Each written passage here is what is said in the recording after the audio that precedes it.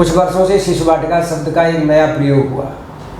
तो शिशु वाटिका वास्तव में क्या है, ये क्या योजना है, ये अभी भी कुछ परिवारों में, कुछ समाज के अन्य लोगों में जानने की आवश्यकता है, क्योंकि अन्य जगह तो इसको प्ले ग्रुप के रूप में जानते हैं और फिर आगे और नए नए नाम देते हैं। विद्या भारती में शिशु वाटिका का नाम दिया है। शिशु वाटिका ये क्या है, इसकी कार्यपद्धति क्या है, ये किस प्रकार से काम करती है, इस दृष्टि से आपका मार्गदर्शन चाहिए। देखिए, अपने भारत मूल रूप से कृषि प्रधान समाज रहा है और गांव केंद्रित अपनी व्यवस्थाएं हैं। अपने देश में तो लाखों संख्या में गांव हैं, बड़े बड़े महानगर या अपने यहाँ कम है, वो कल्पना रहा नहीं पहले से। तो यूरोप, उन लोगों का संस्कृति उनका अलग है, उनका सामाजिक व्यवस्था अलग है। वहाँ पर बड़े बड़े महानगर ये होते हैं, वहीं ज़्यादा जनसंख्या रहती है, वो लोग अपने उस प्रकार व्यवस्थाएं खड़ा कर ले, सामाजिक व्यवस्थाएं। उनका उद्योग प्रधान व्यवस्था है, इंडस्ट्री केंद्रित। तो एक ही जगह में लाखों लोग रहते हैं। अपने यहाँ पर छोटे छोटे गांव ये लाखों संख्या में, इसलिए ये मौलिक अंतर है अपने भारत और यूरोपियन देशों में।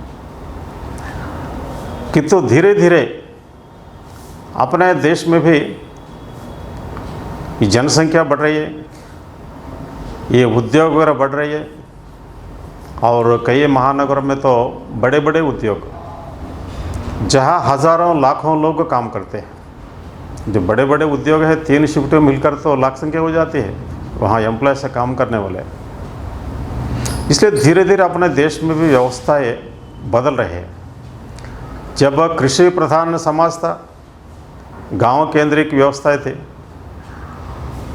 तो उस समय तो अपने परिवार में शिशु भी रहते थे, मध्य वयस्क लोग भी रहते, वृद्ध लोग भी रहते, सब मिलकर एक बड़ा परिवार, जॉइंट फैमिलीज। अब धीरे धीरे पढ़ा लिखा करके नौकरी ढूंढते हुए लोग अपने गांव से कई सैकड़ों हज़ारों किलोमीटर दूर तक चले जाते हैं, नौकरी करना है। और नगर में तो धीरे धीरे ये भी व्यवस्था बदल रही है। परिवार में पति पत्नी दोनों में नौकरी करने चले जाते हैं और इसलिए तो बड़े बुजुर्गों को वृद्धाश्रम में भेज देना, नहीं तो उनको देखभाल कौन करेगा। शिशु है, जैसा आपने कहा है, ये जो क्रेच शुरू हो गए, प्ले मेथड स्कूल शुरू हो गए, वहाँ डाल देते हैं।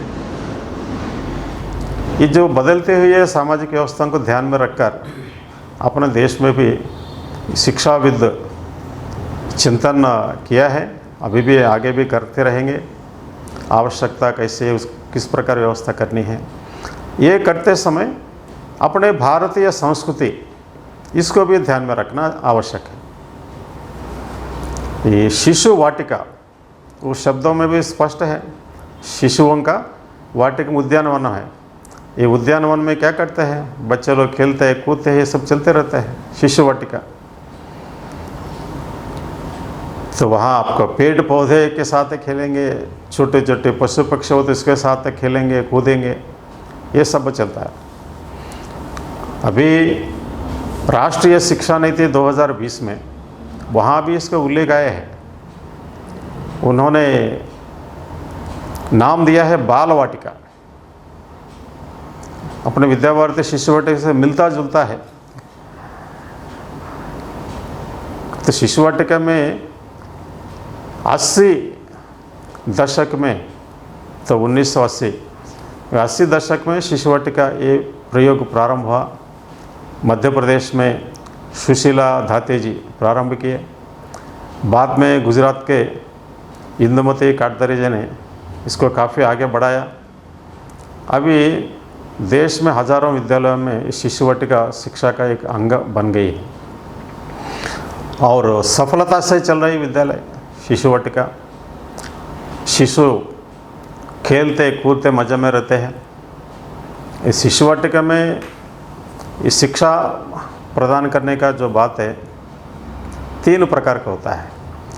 का खा गा। का मतलब कहानियाँ, बच्चों को तो बहुत ही प्रिय होता है कहानी। दूसरा गा मतलब गीत, लोरिया हो, अन्य शिशु गीत हो, गीत गाते अच्छा लगता है। खा खेल कूद, बच्चों को तो खेल कूद मिलने से बाद में भोजन भी भूल जाते हैं, इसलिए ये का खा गा ये 3 प्रकार की है शिशु वाटिका में। और ये 3 बातों को तो बच्चों के सामने लाने के लिए तो विद्या भारती में जो शिशु वाटिका अंतर्गत 12 व्यवस्थाएं की है। उसमें खेल कूद के मैदान से लेकर के रंगमंच है, ये विभिन्न प्रकार के रंगमंच कार्यक्रम अगर करते हैं, वहाँ से लेकर प्रयोगशाला है और लाइब्रेरी है, घर है, चिड़ियाघर है, अलग अलग इस प्रकार के 12 व्यवस्थाएं हैं। इनके माध्यम से ये व्यवस्था होती है। ये शिशु वाटिका में ये जो बात छोटे छोटे शिशुओं को शिक्षा प्रदान करना, ये आचार्यों के लिए भी एक विशेष प्रशिक्षण भी रहता है। कभी 10 दिन का, कभी 1 महीने का, कभी 3 महीने का होता है।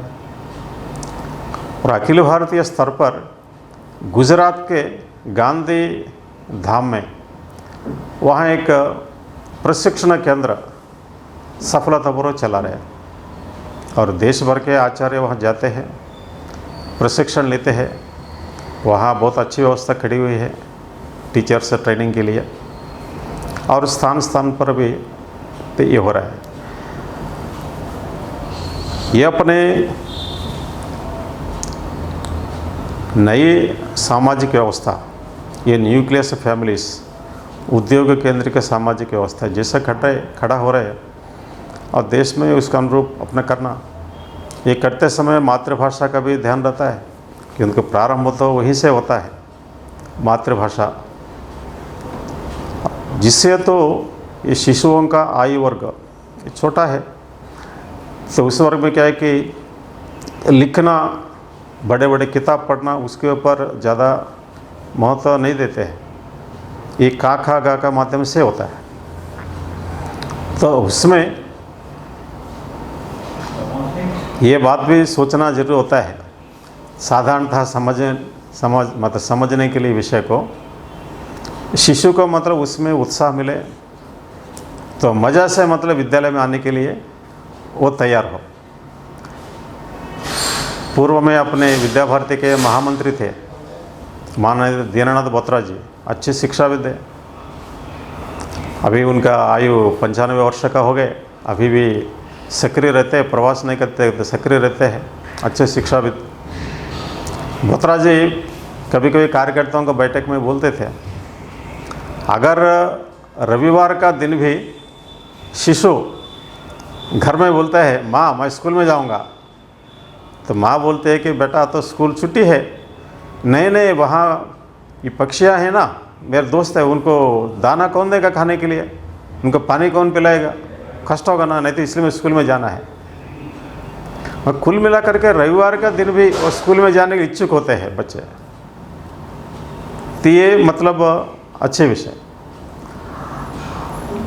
रविवार का दिन भी स्कूल में जाने के लिए उत्सुकता पैदा करना, और साथ ही साथ ये छोटे छोटे शिशुओं के लिए ये भारतीय संस्कृति की पद्धति में लाना,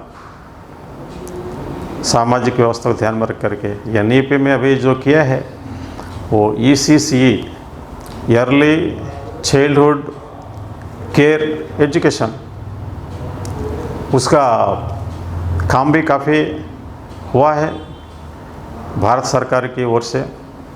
उनको कुछ पाठ्यक्रम वगैरह भी बनाए, बीच में केंद्रीय मंत्री धर्मेंद्र प्रधान जी और कुछ अन्य शिक्षाविदों की उपस्थिति में जो एनईपी के इम्प्लीमेंटेशन कमेटी के चेयरमैन कस्तूरी रंगन जी की उपस्थिति में जादुई पिटारा बोल के एक शुरू किया। उसमें सब खिलौना होता है, वो जादुई पिटारा जैसा नाम है, वैसे पहले लोगों को लग रहा था कि केवल कुछ खिलौना के माध्यम से कैसे पढ़ाएंगे, बच्चे कहाँ करेंगे सब।